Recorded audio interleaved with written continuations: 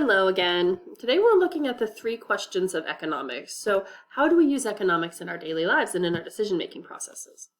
So some quick vocab review. Economic products are consumer goods and services, so goods and services intended for sale. Macroeconomics is large-scale economics, so looking at economics at a national or international or global level, while microeconomics is small-scale economics, so looking at an individual decision or a household or a business or a regional, so like the city of surprise level of economics. Your opportunity costs are the thing you didn't choose, so the next best option, the one that you would have gone with had you not decided the way you did. And then your trade-offs are all of the other options that you considered. Maybe not your first or second choice, but all the other options that you had. Examples of opportunity costs versus trade-offs. So you all are seniors in high school. Some of you are going to go to college. So the question becomes, where are you going to go? So here are all of the options. Well, here are some of the options that are available for you here in Arizona or around the Surprise area. So if you decided this way, the one that you picked was ASU. That was your decision. Maybe you were really looking hard at Grand Canyon University. Maybe you liked that it's closer to Surprise in your family. So that is your opportunity cost. That was your number two. And then everything else is what we call a trade-off. It's things that you definitely considered, but weren't necessarily in your top. And this is what we call a decision-making grid. There's actually several different ways to make a decision-making grid. This is going to help you determine the costs and the benefits of the decisions that you're making by comparing how the two different ones will benefit you and cost you. So for this one, we've looked at, okay, we have a test tomorrow. Do we want to sleep in as late as we can? Or do we want to get up early so we can study everything and have it fresh in our brains? So your alternatives are to sleep late or to wake up early to study. And the benefits of each. If we sleep late, we'll get more sleep, we'll have more energy. But if we wake up early to study, we'll probably do better on our tests. And our parents and our teachers will be happy with us if we get good grades. And we'll have that level of personal satisfaction.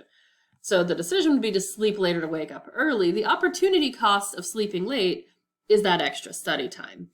But the opportunity cost of waking up early is that extra sleep time. And the trade-offs, well, we can get better grades, that sort of thing.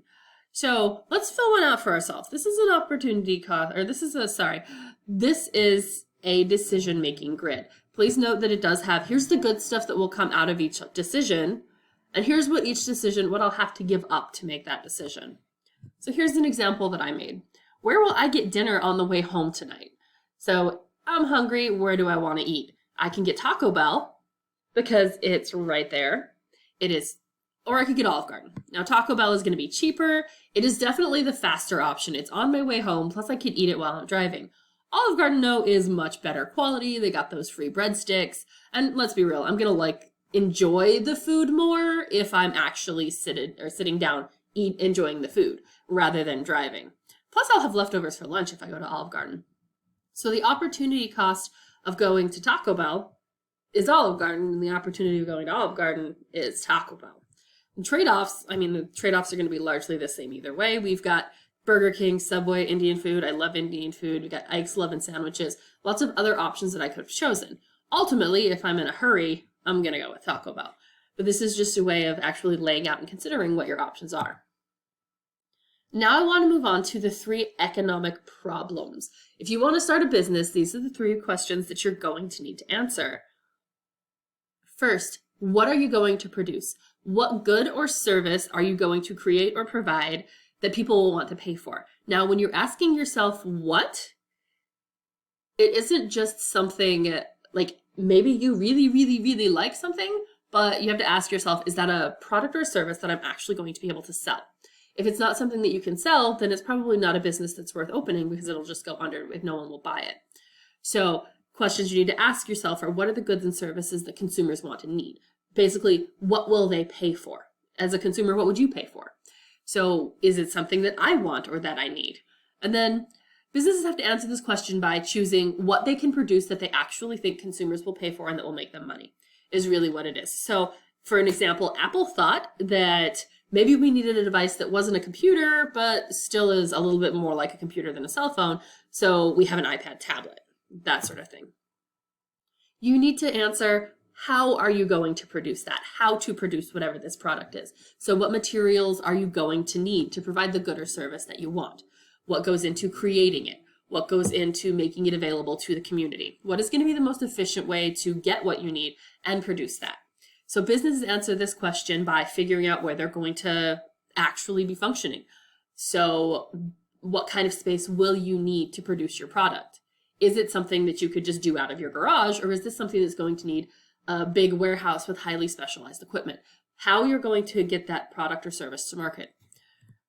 And finally, for whom will you produce it? Who are the people who will want to buy the product that you're putting out? Not just who are they, but how will you reach them?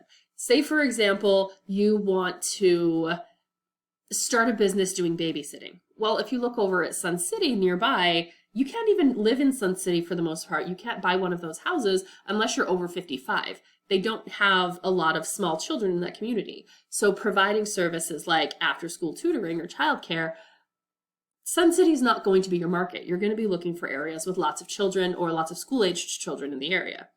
So who is actually going to want to buy this product, as well as how will you get that to them? If you're thinking about like Sun City specifically, if you want to market a product specifically to Sun City, maybe social media is not the platform that you want. You have to ask yourself, how will you actually let them know about this fabulous new product you're creating? Because it doesn't matter how good your product is if nobody knows about it. So not just who are you producing for, but how will you let those specific people know that it's there?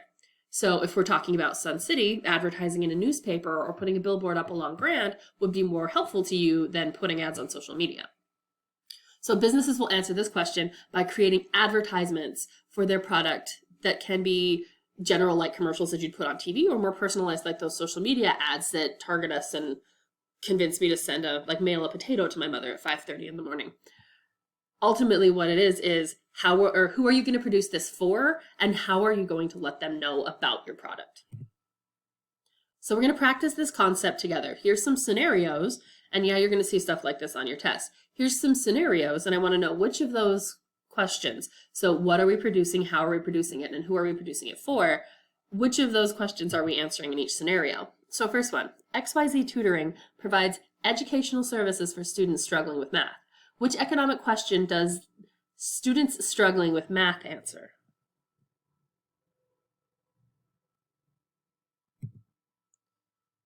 That answers the for whom to produce it. This is who we're going to market it to. So we know, okay, we're targeting students who are struggling with math. How do we let those people who need our product know about us? Next up, Jenny wants to start a print shop making specialty paper and cards. What economic question has she answered?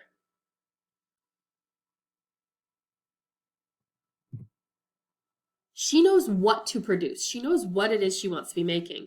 We haven't figured out who we're marketing to. We haven't figured out how we're producing it, but we do know what we're going to be making. And finally, Marco uses locally harvested wood from a sustainable tree farm to make his products. What question is he answering?